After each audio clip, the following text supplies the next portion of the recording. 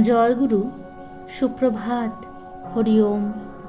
ওম অখণ্ড সংহিতা বা অখণ্ড মণ্ডলেশ্বর শ্রী শ্রীমৎ স্বামী স্বরূপানন্দ পরমহংসদেবের অমৃতময় উপদেশবাণী, একবিংশ খণ্ড।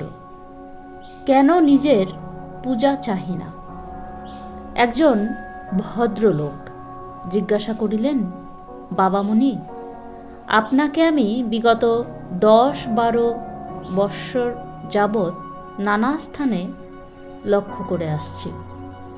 আপনি যখন যেখানে যান সেখানে কি কি যে বলেন বা কি কি করেন তার খোঁজ আমি যতটা সাধ্য নিয়ে থাকি।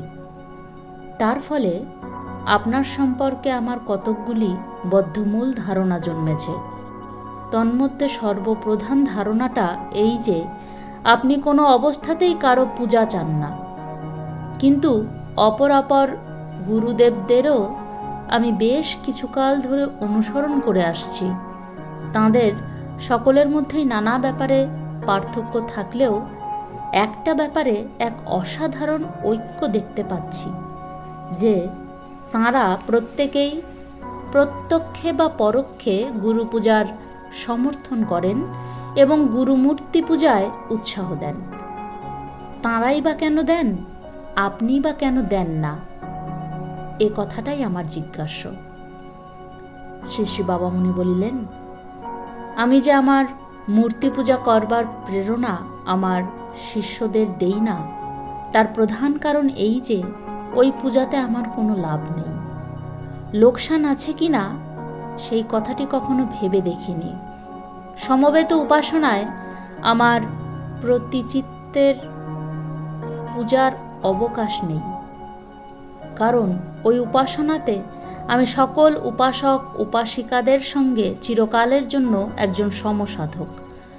সমবেত উপাসনাতে যাতে সব গুরুর শিষ্যদের একত্রে বসবার সুযোগ ঘটলে যেন তাদের একত্র মিলনের বাধা না থাকে, শুধু এই জন্য সমবেত উপাসনার পূজার বেদিতে আমার বা অন্য যে কোনো মহাপুরুষের বা অবতারের বা ঈশ্বরকল্প ব্যক্তির মূর্তি আদি রাখা নিষিদ্ধ। যাদের ইচ্ছা হয় গুরুকে পূজা করার, তারা নিজ নিজ ঘরে বসে তা করুক। কিন্তু বিশ্বের সমস্ত গুরুর শিষ্যদিগকে যেখানে একত্র বসানো হচ্ছে প্রয়োজনবোধ, সেখানে গুরু পূজার সমর্থন দেই কি করে? দিলে তো গুরুতে গুরুতে লাঠালাঠি লেগে যাবে। মানুষের সাম্প্রদায়িক ভাবের উগ্রতা তো কম নয়।